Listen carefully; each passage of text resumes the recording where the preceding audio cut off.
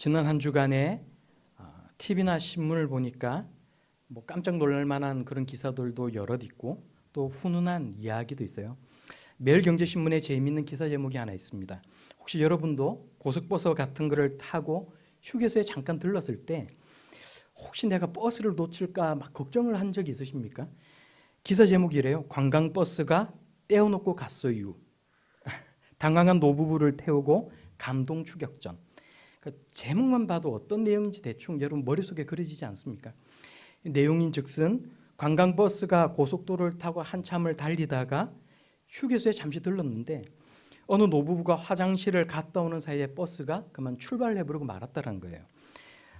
노부부가 지나던 승용차를 다급하게 세워서 도와달라고 했는데 정말 감동적인 게 그 승용차 운전자가 이 노부부를 태우고는 고속도로를 막 달려갔다는 겁니다. 그리고 그 관광버스를 발견하고는 비상등과 경적을 막 울리면서 이제 결국은 버스를 갓길에 세워서는 그 노부부가 버스에 탈 수 있도록 도와줬다는 거예요. 내부 기사로 봤는데 이제 밑에 댓글이 수두룩하게 이렇게 달려 있어요. 이렇게 댓글이 그래요. 사고 없이 마무리되어서 허무하게 웃고 갑니다. 여러분 마음도 다 그럴 수 있길 바랍니다. 사고 없이 잘 마무리가 되어서 얼마나 흐뭇한지 몰라요. 근데 또 어떤 댓글은 출발하기 전 기사가 인원수 파악 안 하냐? 이런 댓글도 있는데 거기에 달린 대댓글이 있었습니다. 얼마나 늦었으면 두고 갔겠누. 그러니까 뭐 한편으로 공감할 수도 있고 또 어떤 한편으로는 좀 너무하다는 생각이 들 수도 있어요. 그러니까 밑에 누가 썼어요. 니들도 늙어봐.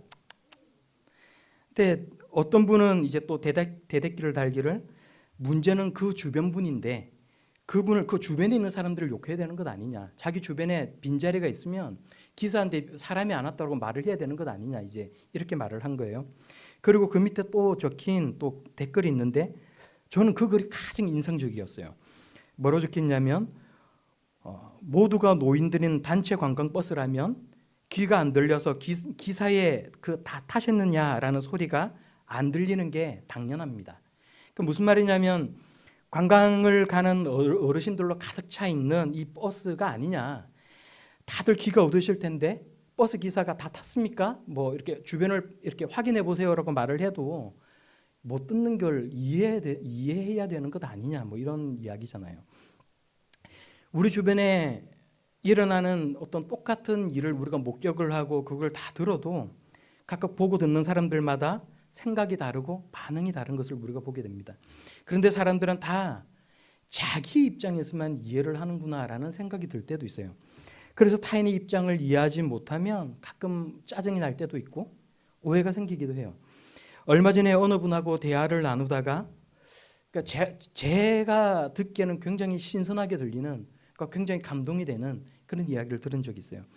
이분이 40대 여자분이신데 예전에는 노인들을 보면 도통 이해가 되지 않았다는 거예요. 불편한 기분이 들 때도 있고 때로는 뭐 종종 화가 날 때도 있더라 이렇게 이야기를 시작하는 거예요. 자기 할 말만 그냥 쭉 쏟아내는 어르신들, 길을 가다가 마주쳐도 절대로 길을 비켜주지 않고 직진만 하는 그런 어르신들. 근데 한 번은 자기가 길을 가는데 맞은편에서 이렇게 어떤 노인분이 와서 자기가 순간 옆으로 비꼈는데 그 노인분 직진만 하는 바람에 그 뭐가 들어있는지 모르겠지만 검정색 비닐봉투 속에 뭐가 들어있어 가지고 자기 손을 탁 때렸는데 너무 아팠다는 거예요. 그래가지고는 드는 생각이 어떻게 사람들은 나이가 들면 남 생각은 안 하고 자기만 생각하나 그런 생각을 하고 있으니까 더 기분이 나쁘더라는 거예요. 근데 그러다가 어느 날 하루는 어느 연세가 많으신 분하고 대화를 했는데 그러다가 깨달았다는 것 아닙니까? 사람이 나이가 들면 시야의 폭이 좁아져서 바로 앞은 보이는데 주변이 보이지 않는 게 그래서 주변이 보이지 않는데 그래서 주변이 잘 인식되지 않는다는 거예요. 그리고 가다가 뭐가 이렇게 툭 튀어나오면 운동신경이 떨어지기 때문에 이걸 멈추거나 피하려고 해도 그게 그렇게 이렇게 빨리 움직이지 않는다는 거예요. 그래서 이거를 이해하게 되니까 길을 가다가 앞에서 오는 노인을 보게 되면은 당연히 그냥 내가 먼저 비켜드려야 되는 것이 맞구나라는 그런 생각을 했고 그리고 그거는 양보가 아니고 너무나도 당연한 것이다라는 그런 이야기를 하는 거예요. 사실 우리는 다른 사람의 입장이 되어보려고 잘 하지도 않고 또 다른 사람의 입장이 되는 것에 별로 그렇게 관심을 가지지 않을 때가 있어요. 누군가하고 이렇게 어쩌다가 언쟁이 생기면 네가 올리 내가 올리 막 말을 쏟아내다가 내가 그 상대방의 입장을 이해하는 순간 여러분 어떤 일이 벌어집니까? 말싸움에서 지는 거예요. 내가 그 사람 입장을 이해하는 순간 말싸움에서 지는 거예요. 그러니까 우리는 최대한 내가 가지고 있는 내 입장을 전달하려고 이해시키려고 노력하는 데 관심이 있고 그래서 남의 입장을 이해할 필요성을 잘 못 느낀다는 것입니다. 하지만 우리의 생각의 폭도 그렇고 사실 도덕성이라는 것도 그렇고 타인의 입장을 이해할 수 있는 능력이 생길 때 우리가 다 이렇게 도덕성도 더 높아질 수 있는 것이고 우리의 생각의 그 폭도 더 넓어지고 커질 수 있는 것 아닙니까? 오늘 성경 본문 말씀도 직접적으로는 우리에게 표현하고 있지는 않지만 타인을 이해하고 하나님의 마음을 이해하는 것, 하나님의 마음을 특별히 하나님의 마음을 잘 헤아리는 것, 그것을 전제로 해서 우리들에게 들려주는 말씀이 있다는 것입니다. 오늘 성경 본문 말씀을 여러분 한번 봐보세요. 절대적인 것은 아니지만 먼저는 이렇게 크게 세 부분으로 나눌 수 있는 것 같아요. 첫째는 12절에서 13절까지 이렇게 두 구절입니다. 교회 지도자들을 귀하게 여기고 화목하라라는 얘기예요. 이런 얘기는 여러분 별 관심이 없을 수 있어요. 둘째는 역시 두 절이에요. 14절에서 15절까지 약한 사람 그리고 악한 사람들을 대할 때 이렇게 하라라고 말하고 있어요. 그리고 마지막으로 세 번째는 16절에서 나머지 22절까지 전부 이제 남은 부분인데 항상 기뻐하고 기도하고 감사하라. 이런 신앙인의 모습을 갖고 살아가라라는 내용을 우리들에게 들려주고 있는 것입니다. 그래서 우리가 이것을 보면 귀히 여기라, 화목하라, 훈계하라, 격려하라, 붙들어주라, 오래 참으라, 항상 선을 따르라. 우리가 어떻게 하나님의 자녀로 이 세상을 살아가고 사람들을 대하고 어떤 모습으로 믿음 생활을 해 나가야 할지에 관해 우리들에게 들려주는 말들이 굉장히 많이 있어요. 많이 있어도 하나님이 우리들에게 들려주는 말씀이라고 우리가 일단 생각을 하고 그러고 보면 이러한 내용들이 너무나도 당연한 내용들인 것처럼 이렇게 보여요. 여러분 그렇지 않아요? 어련히 이렇게 살아가라 그렇게 말하는 것 아니냐 이렇게 생각이 드는 거예요. 그래서 이걸로 제발 오늘 이 시간에 설교만 길게 하지 않으면 이 말씀을 우리가 함께 보는데 아무 문제될 게 없어요. 웃자간 얘기인데 아무도 없는 사람이 없고 그래서 말씀이 악을 악을 갚지 말라 선을 따르라 항상 기뻐하라 쉬지 말고 기도하라 범사에 감사하라. 우리 이게 오케이인 거예요. 여기 뭐가 문제가 있겠어요. 그런데 이 말씀을 막상 우리 실생활 가운데 적용을 시켜보려고 하면 또 사실은 이게 결코 쉽지 않은 내용들이라는 거예요. 14절에 게으른 자들을 공개하라라고 말씀하고 있는데 게으른 자는 훈계해서 될 것이 아니라 우리가 생각을 해보면 회초를 들든지 아니면 같이 뭔가를 하지 않든지 상종하지 않는 게 답이라는 생각을 우리가 살아가면서 가질 때가 많이 있어요. 여러분 그렇지 않아요? 마음이 약한 자들, 소심하고 상처 잘 받고 막 찡찡대는 사람들 옆에서 위로하고 그 사람들 하는 말 다 들어주고 격려해 주다 보면 여러분 지칩니다. 도와주려고 같이 대화를 하다가 보면 한참을 얘기했는데 어느 순간에 주고받고 있던 그 대화가 다시 원점으로 돌아가 있는 것을 우리가 느낄 때가 종종 있어요. 반복하다가 보면 기빨려가지고 너무 힘들어요. 그런데 이건 유도 아니에요. 진짜는 이제 지금부터 나오는데 우리가 밑에 구절을 보면 항상 기뻐하라 라고 하는데 여러분 생각해 보세요. 지금 내 일이 막 꼬여 있는데 왜 내가 이걸 기뻐해야 되는지 여러분 의문이 든 적이 없으세요? 범사에 감사하라고 하나님은 말씀하시는데 내가 지금 문제가 생겨가지고 힘들고 괴로워 죽겠는데 어떤 면에서 이걸 내가 감사해야 되는지 여러분 이걸 도무지 내가 이해할 수 없다라고 생각해 본 적 없으십니까? 어떻게 하라라고 하나님께서 우리들에게 이 말씀을 들려주는 걸까요? 왜 하나님은 바울을 통해서 이 시대의 그 시대에 데살로니가 교회 성도들 그리고 이 시대의 우리들에게 어떻게 생각해 보면 조금은 비현실적인 그렇게 느껴질 수 있는 이런 말씀을 하고 있으실까? 우리가 오늘 이 시간을 통해서 함께 생각해 보고 믿음 안에서 그리고 하나님의 자녀로서 우리가 함께 생각해 볼 수 있기를 바랍니다. 여러분, 그런데 중요한 건, 정말 중요한 건 그건 같아요. 왜가 중요한 것 같아요. 왜 하나님은 14절에서 15절까지 말씀을 우리가 같이 한 목소리로 다시 한번 우리가 읽어보도록 하겠습니다. 14절 15절입니다. 시작. 또 형제들아 너희를 권면하노니 게으른 자들을 권계하며 마음이 약한 자들을 격려하고 힘이 없는 자들을 붙들어주며 모든 사람에게 오래 참으라. 삼가 누가 누구에게든지 악으로 악을 갚지 말게 하고 서로 대하든지 모든 사람을 대하든지 항상 선을 따르라. 아멘. 아멘. 14절 말씀에 보면은 게으른 자들이라는 표현이 있는데, 여기서 게으른 자들이라는 말은 꼭 뭐 게으른 사람들, 나태한 사람들만을 의미하는 것은 아니에요. 우리가 성경 이 헬라 원어를 보면 이 표현은 군대에서 군인들이 대열을 벗어난 것, 무질서한 것들, 뭐 이런 것들을 이야기하는 거예요. 그러니까 우리가 사회생활을 할 때도 규범이 있고 교회 안에도 질서가 있단 말이에요. 그런데 간혹 옆에서 보기에도 너무 지나치게 이런 어떤 사회의 규범이나 질서의 거부감을 나타내는 그런 사람들을 볼 때가 있어요. 말끝마다 누가 라떼는 말이야, 라떼는 이렇게 말하는 꼰대짓 하는 사람들도 정말 대하기가 힘이 들지만, 모든 체계를 다 무너뜨리고 자기 자존심만을 내세우는 그런 사람들이 우리 근처에 있을 때 그 사람 때문에 힘든 거예요. 모든 권위라는 권위는 다 거부를 하면서 자기 권위만을 내세우고 자기가 바라는 대로만 모든 일이 다 돌아가기를 바라는 사람, 그런 사람이 있어요. 기질적으로 남을 인정하지 못하는 그런 사람들이 있습니다. 이런 사람들이 목회자가 되거나 아니면 이런 사람들이 교회 안에서 나는 당신을 인정 못해 이렇게 나오면 그 사람 때문에, 그 사람이 일으키는 분란 때문에 교회가 힘들어지는 거예요.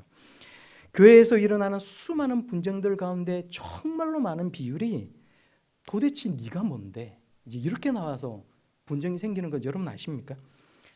네가 뭔데? 그러면 다른 사람도 그 말을 듣는 사람이 그럼 넌 뭔데? 이제 이렇게 되면 크게 싸움이 나는 거예요. 근데 한쪽이 네가 뭔데? 그랬는데 그래 알았어. 그냥 이렇게 이제 인정하고 내가 참아야지. 그렇게 참아주면 그냥 문제가 잘 해결될 것 같은데, 근데 그런 상황 가운데서 어떤 한쪽만 뭔가를 참는다라는 게 사실은 쉽지 않은 거예요. 참고 참다가 결국은 어느 순간에 이게 이제 자제를 못하고 폭발하는 순간 문제가 커지는 겁니다. 사람이 가지고 있는 그 인내라는 것은 한계가 있을 수밖에 없고, 참는 것은 어느 한쪽만 참아서 될 일이 아니라 서로가 참고 서로가 서로를 인내해 줄 수 있어야 되는 거예요.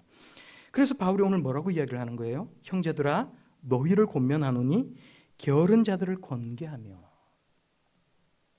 무질서한 사람들, 규범과 질서를 거부하는 사람들, 나태한 사람들, 그러한 사람들이 교회 안에 있을 때 문제를 일으킬 때 당하는 사람이 계속 참는 게 능사가 아니라 그 사람들을 너희들은 훈계하라라고 말을 하고 있다는 거예요. 또 마음이 약한 사람들을 격려해 주라고 이야기를 합니다. 힘이 없는 자들을 붙들어 주라 말을 하고 있어요. 여기서 마음이 약한 자들이라는 것은 겁이 많은 사람, 소심한 사람, 상처를 잘 받는 사람, 그런 사람을 이야기하는 거예요. 힘이 없는 자들이라는 것은 어떤 정신이나 육체가 연약한 사람들뿐만이 아니라 자기 통제력이 약해서 세상의 유혹 앞에 쉽게 망가지는 사람들, 그런 사람들을 이야기하는 것입니다. 우리 주변에는 세상에 대한 상심이 너무나도 커서 자기에게 생긴 문제가 견딜 수가 없이 고통스러워서 스트레스가 너무 지나쳐서 세상을 등지려고 하거나 살아갈 힘을 잃어버린 사람들이 사실은 주위에 보면 너무나도 많이 있어요. 교회는 늘 이런 사람들한테 관심을 가져야 하는 것이고 위로하고 격려해 줄 수 있어야 하는 것이고 하나님 말씀 위에 제대로 그 사람이 설 수 있도록 도와줄 수 있어야 하는 것입니다. 자신에게 고통스러운 문제가 있을 때 또 내가 그걸 혹시나 교회 안에서 누군가에게 이야기를 하면 그게 교회 안에서 흉이 될까 봐 막 걱정하기보다는 내가 마음을 놓고, 우리 교회는 그런 사람이 없지, 그리고 내가 그런 어떤 걱정되는 것, 내게 있는 어떤 삶의 문제들을 내어놓고 기도해달라고 말할 수 있어야 된다는 거예요. 어렵고 힘든 일이 있을 때 그 고민을 내어놓으면 그게 허물이 되는 것이 아니라 진심 어린 마음으로 함께 기도해주는 사람들이, 그런 성도들이 많은 신앙 공동체, 하나님께서는 우리를 향해 그것을 원하고 있다는 거예요. 이런 일을 한 사람만이 만약에 하게 되면 지칠 수밖에 없어요. 힘들 수밖에 없어요. 그래서 바울이 14절에서 뭐라고 말을 하고 있는 거예요? 형제들아 너희를 권면하노니 모두가 함께라는 것입니다. 사랑이 많은 사람들이 많은 신앙 공동체가 되라고 말을 하고 있는 거예요. 교회에 나와서까지 바깥 사회생활 하듯이 그냥 대면대면하게 그렇게 신앙생활을 할 것이 아니라 진짜 한 분 하나님 아버지를 모시는 믿음의 형제, 믿음의 자매들이 되라고 우리에게 말씀하고 있다는 거예요. 항상 기뻐하라, 범사에 감사하라라고 했어요. 그 말은 우리에게 일어나는 일이 무엇이 되든지 그것 때문에 기뻐하고 감사라는 얘기가 아닙니다. 슬픈 일이 일어났는데 어떻게 그것 때문에 기뻐할 수 있어요? 여러분 그럴 수 있어요? 괴로운 일이 벌어져가지고 지금 그것 때문에 죽을 것 같은데 어떻게 그것 때문에 감사할 수 있습니까? 때로는 그 괴로운 일이 시간이 흐르고 나면 오히려 내게 좋은 일로 바뀔 수도 있어요. 그러나 그렇지 않으면 과연 그때도 나는 그래도 감사합니다라고 정말로 고백하고 이야기할 수 있습니까? 그래도 감사할 수 있다라고 말을 할 수 있는 사람 있습니다. 그런 사람들은 정말 둘 중에 하나예요. 정말로 믿음이 좋은 사람이든지 아니면 바리새인과 같은 그런 사람이든지. 항상 기뻐할 수 있는 것, 범사에 감사할 수 있는 것은 우리에게 일어난 일, 우리의 상황, 우리가 가지고 있는 여건 때문이 아니라는 거예요. 여러분 한번 생각을 해보세요. 길을 잃은 미아가 있습니다. 그 미아가 부모를 다시 찾게 되었을 때 그 안도감과 그 기쁨, 그걸 생각해 본다면 여러분 그 안도감과 그 기쁨이 얼마나 클까요? 고아원에 버려진 줄 알았던 그 아이가 사랑 많고 따뜻한 그 부모님의 집으로 다시 되돌아가게 되었을 때 그 마음에는 얼마나 큰 감격과 감사가 있겠습니까? 비록 우리가 그런 것들을 다 헤아려 보지는 못한다 할지라도 그 큰 감사와 기쁨이 그 아이 마음 가운데 있다는 것은 우리가 충분히 상상해 볼 수 있는 거 아니에요? 하나님 아버지께서 나를 사랑하시고 예수 그리스도를 통해서 내가 하나님 자녀 되었다라는 그 큰 기쁨과 감사가 만약에 정말로 우리 마음 가운데 내재되어 있다면 그 기쁨과 감사를 세상 일 때문에 잃어버리지 말라라고 하나님께서 우리들에게 말씀하시고 있는 거예요. 세상은 그런 곳이고 비록 세상에서는 고통과 환난을 당하나 하나님은 여전히 나를 사랑하시고 나를 향하여 선하시기 때문에 세상 가운데 담대하게 살아가라 말씀하고 있다는 것입니다. 하나님을 향한 믿음과 신뢰를 잃어버리지 말라는 거예요. 회복해 하시고 우리를 창대케 하실 그 하나님의 은혜를 기대하고 믿음으로 살아가는 그런 성도들이 다 될 수 있기를 바랍니다. 기도하는 자리에서 하나님의 은혜를 경험하고 세상 지식이 아니라 뭔가 세상에서 얻은 그런 이야기가 아니라 각자가 경험한 그 은혜를 나누면서 서로를 위로하고 격려하고 권면할 수 있는 그런 하나님의 자녀들, 그런 성도들이 다 될 수 있기를 바랍니다. 하나님은 우리에게 말씀하시는 거예요. 악으로 악을 갚게 하지 말고 항상 선을 따르라. 항상 선을 따르라라고 했을 때 이 따른다라는 말은 원어적으로 보면 사냥감을 본 사냥꾼이 그 사냥감을 놓치지 않기 위해서 막 추적하는 것을 이야기하는 거예요. 추적하다라는 뜻을 가지고 있어요. 그러니까 항상 선을 따른다라는 것이 얼마나 끈질기고 인내를 요하고 집요한 것인지를 우리가 생각해 볼 수가 있는 거예요. 이 말씀을 통해서. 혹시 우리는 말씀대로 살려고 하다가 그게 결코 쉽지 않지. 우리가 그런 경험을 가지고 있어서 하나님 말씀이 우리들에게 주는 그 이상과 우리가 살아가는 이 현실은 다를 수밖에 없어. 혹시나 어느 순간부터 그런 생각을 가지고 살아가고 있지는 않습니까? 성경은 우리에게 그렇게 완벽하게 살 수 있다고 이야기하시는 게 아니에요. 우리가 노력하면 선을 쫓으면 우리가 정말 그렇게 완전한 선을 이루고 살아갈 수 있다고 이야기하는 게 아닙니다. 그렇게 살려고 노력하고 결단하라고 말씀하고 있는 거예요. 살려고 노력하라고 말씀하시고 있는 거예요. 삶의 방향성에 관한 이야기라는 것입니다. 할 수 없다라는 수만 가지의 이유, 수만 가지의 경험을 우리가 갖고 있다 할지라도 그것을 하나님의 뜻 앞에 내려놓을 수 있는 그런 성도들이 다 될 수 있기를 바랍니다.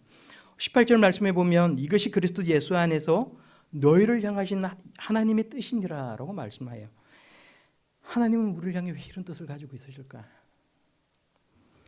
데살로니가전서 앞구절을 보니까 하나님은 하나님이 거룩하신 것처럼 우리도 거룩하기를 원하시니까. 혹은 하나님은 우리가 하나님을 사랑할 뿐만이 아니라 이웃을 사랑하고 서로 사랑하기를 원하시니까. 혹은 예수 그리스도께서는 우리를 위해서 십자가에 못 박히실 정도로 우리를 위해서 희생을 하시면서 우리를 사랑하셨고, 그래서 그 예수님께서 그런 예수님을 우리가 닮기를 원하시니까. 제가 무슨 얘기를 지금 하고 있는지 아시겠어요? 하나님은 왜 우리에게 이런 뜻을 가지고 있으실까? 혹시 하나님의 마음을 여러분 헤아려 보신 적이 있으십니까? 각자가 하나님의 마음을 헤아려 보고 그 이유를 여러분 찾아보는 것도 정말로 좋을 것 같아요. 우리가 세상을 살아가면서 모든 것들을 다 이유를 찾아볼 수 있는 것은 물론 아니에요. 영어로 사랑이 왜 러브고 돌은 왜 스톤이냐라고 물으면 이유를 찾을 필요가 없이 그냥 외우면 돼요. 그렇지만 우리가 오늘 이 말씀을 함께 보면서 이런 경우에는 우리가 충분히 하나님의 마음을 각자가 헤아려 볼 수가 있는 것입니다. 저마다 믿음의 깊이가 다르고 생각하는 게 다 달라요. 살아가는 환경이 다르기 때문에 나름 자기에게 조금이라도 더 와닿을 수 있는 이유가 있을 수 있다는 것입니다. 표현은 달라도 그것이 성경적이라면, 하나님의 말씀이 있는 것이라면 믿음을 가지고 고민해 볼 수 있다는 거예요. 어떤 사람은 생각할 때 내가 정말 저 인간을 내가 진짜 예수님 때문에 사랑합니다 라고 다소 투박하게 표현할 수도 있어요.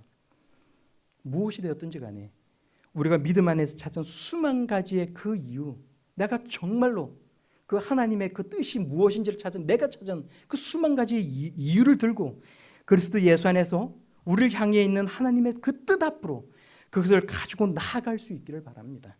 그리고 하나님의 뜻에 맞춰 살아갈 수 있는 능력을 달라고, 하나님 변하지 않는 내 삶을 붙들어 주시고 하나님 말씀대로 살아갈 수 있도록 도와달라고 기도할 수 있는 그런 저와 여러분들이 다 될 수 있기를 바랍니다. 우리 마지막으로 19절에서 22절까지 말씀을 다시 한번 한 목소리로 같이 읽어보겠습니다. 19절에서 22절까지 말씀입니다. 읽겠습니다. 시작. 성령을 소멸하지 말며 예언을 멸시하지 말고 범사에 의하여 좋은 것을 취하고 악은 어떤 모양이라도 버리라. 아멘. 아멘. 하나님 말씀과 부딪히는 우리의 생각과 감정이 있어요. 세상에 젖은 우리의 삶이 우리 안에서 역사하시는 성령의 활동을 억제할 수 있다는 것을 우리에게 들려주고 있어요. 우리 안에 있는 성령의 불이 꺼질 수 있다는 것입니다. 비록 바울이 전한 하나님의 말씀은 우리가 볼 때는 그냥 사도 바울이 자기 개인이 가지고 있는 생각을 데살로니가 교회 성도들 향해 전한 것처럼 보일 수는 있어도 거기선 바울을 통해 전달된 하나님의 말씀이란 것을 우리 모두가 다 기억해야 될 줄로 믿습니다. 바울이 데살로니가 교회에 쓴 이 편지를 하나님의 말씀으로 받으라고 간접적으로 이야기하고 있다는 거예요. 우리가 성경이 말하는 예언은 어떤 것입니까? 앞으로 일어날 미래 사건을 이야기하는 것이 예언이에요. 성경이 말하는 예언은 그런 것이 예언이 아닙니다. 하나님의 말씀을 하나님을 대신해서 전하는 게 예언이라는 거예요. 그래서 그 예언 안에는 과거에 우리가 했던 일에 대한 책망이 있을 수도 있고, 현재 우리가 겪고 있는 일에 대한 위로가 있을 수도 있고, 미래에 일어날 일에 대한 경고나 좋은 소식이 있을 수도 있어요. 바울은 오늘 본문 말씀 이 밑에 있는 5장 27절의 말씀에서 뭐라고 얘기를 해요? 내가 주를 힘입어 너희를 명하노니 모든 형제에게 이 편지를 읽어주라 라고 이야기하고 있어요. 왜 읽어주라고 이야기를 하는 것입니까? 이 편지가 단순히 바울의 글이 아니라 바울을 통해 주시는 하나님의 말씀이니까. 골로새서 4장 16절의 말씀을 보면 바울이 이렇게 이야기하는 거예요. 이 편지를 너희에게서 읽힌 후에 라오디게아인의 교회에서도 읽게 하고 또 라오디게아로부터 오는 편지를 너희도 읽어라. 왜 이렇게 이야기하는 거예요? 하나님께서 바울을 통해 주시는 하나님의 말씀이니까. 그러므로 우리의 잘못된 생각과 우리의 어떤 잘못된 태도로 성령을 소멸하게 하거나 예언을 멸시하는 일이 없도록, 하나님의 말씀을 멸시하는 일이 없도록 여러분 조심할 수 있기를 바라요. 모든 것을 헤아려 좋은 것들은 취하고 악한 것은 어떤 모양이라도 어떤 종류이든지 간에 그것을 다 버리고 살아갈 수 있는 그런 하나님의 자녀들이 다 될 수 있기를 바랍니다. 데살로니가 전서를 읽어보면 하나님의 뜻에 관한 말씀들이 많이 있어요. 우리가 몇 주간 계속해서 데살로니가 전서를 가지고 함께 하나님 말씀을 나눴는데, 때로는 믿음의 본이 되는 교회가 되라라고 말을 할 때도 있고, 때로는 이런 성도가 되라라고 이야기를 하기도 하고, 또 하나님의 뜻은 거룩이라라고 우리에게 들려줄 때도 있고, 오늘 성경 본문 말씀에서는 또 이것이 너희를 향한 하나님의 뜻이라고 말씀하고 있어요. 우리는 데살로니가 전서를 읽으면서 그러면 과연 우리가 뭘 해야 될까?